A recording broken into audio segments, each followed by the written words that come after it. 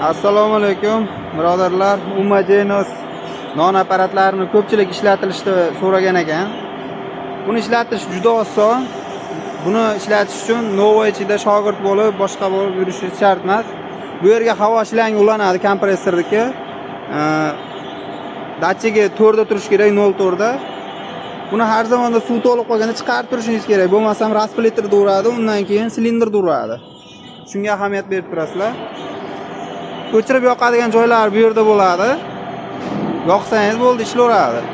Vaqt deb qo'ygani tezlik silindrdagi bu tomonga sekinlatadi, bu tomonga tez bosib, tez ko'taradigan bo'ladi.